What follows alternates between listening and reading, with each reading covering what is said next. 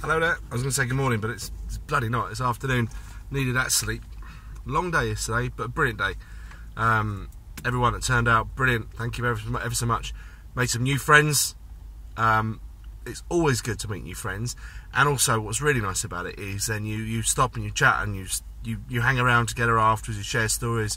You have a pint, and it makes you feel very welcome. It makes you feel what you're doing. Everyone, not just people that are making videos, but people of every sort of contribution, and being there and making a noise is a massive contribution. So brilliant, top marks for everyone that was there.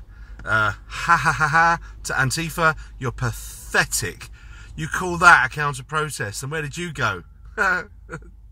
Mainstream media, obviously, you know, wouldn't say how pitiful the counter-protest was, but it was absolutely embarrassing. You should be ashamed of yourselves. Anyway, you had to go and sign on, probably. So, the optics. Right, so I'm going to go briefly on the optics, because while we were there, we were looking, and people were saying to me, say something about how people present themselves. And I'm not saying, everyone should be suited and booted, but just, and I know this is going to fall on deaf ears, but if you look at the headlines, there's pictures of, the press got the pictures they wanted. They got the pictures of the guys, just looking like thuggish, right? No offence, guys, but also the guy with a can of Stella in his hand at like 9 o'clock in the morning. You're a top bloke. I don't doubt it, but it looks bad, and that's the press. They're going, brilliant. Let's get a picture of that guy. That's who we want, because that helps us continually with our narrative that Tommy's supported by a bunch of thugs. You're not a thug, mate. You're a really good bloke, but it looked that way. All right. Don't beat me up if you see me again. I didn't mean any offence. All right, I'm just saying. So, the mainstream media, obviously fake still, and this is the bit where I'm still a bit confused about, because there's still conflicting stories going around. So one story was that Tommy's team asked for the adjournment. Because I got from that perhaps because they still were unclear on exactly what all the charges were, the details of all the charges, that when they then got presented with these new charges, that they went, all right, well, we need an opportunity to actually build some defence for that, so we want to have a written defence or something like that, which got the adjournment, right? So I thought, all right, that sounds plausible. I don't know, I'm not a legal guy.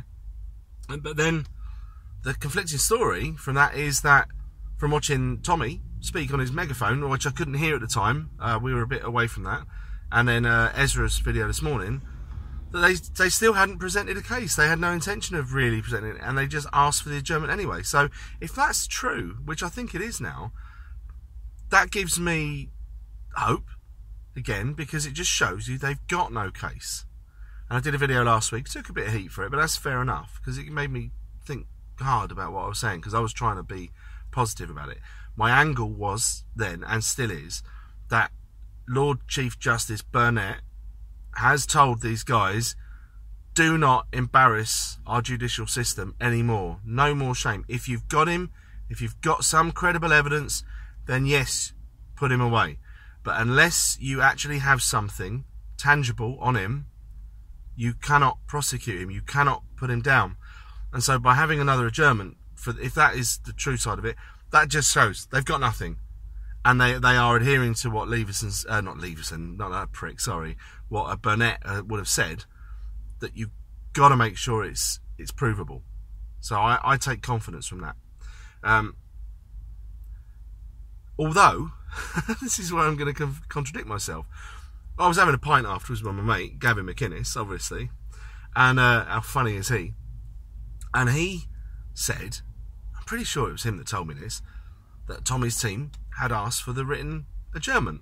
So we've got like some conflicting there. So there's just a little bit in there that needs to be clarified. So I'm not the guy to clarify it. I'm sure we'll know a bit more in the next couple of days. So I haven't got much more to say on it, really. Other than that, we need to find out exactly what it was. But if it's what I think it is, that they've adjourned it because they still haven't got anything to put on him, Tommy will be free from this soon. And then, Tommy, I'm sure you're on this already, sue them. Sue them for as much as you can get. And by doing so, they will then, I'm sure, know that they got to back off you a little bit. They can't just keep following you around, waiting for you to drop a bit of litter or not maybe have enough tread on your tyres. Do you know what I mean? Something so pathetic, because they will get you if you sneeze in the wrong direction at the moment. But if you can sue them, then I'm sure there'll be a marker saying, you know, they'll say to them, unless you've got something absolutely concrete on this guy, leave him the hell alone. And that's what I hope will happen. Whether that's what happens or not is another case, but I'm staying hopeful. And I urge you all to just remain hopeful. And when we have the next case, as many people as possible turn up, let the establishment know that no matter how many times they adjourn this, the numbers will be there to make that noise outside, because that could be their tactic as well. Maybe they'll see if they can get a forecast to wait for a terrible rainy day to have us all standing out there.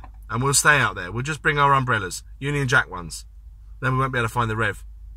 Anyway, that's another story. Brilliant day. Thank you to everyone for watching, and continue. Thumbs up, subscribe, all of that stuff. Thank you. Goodbye.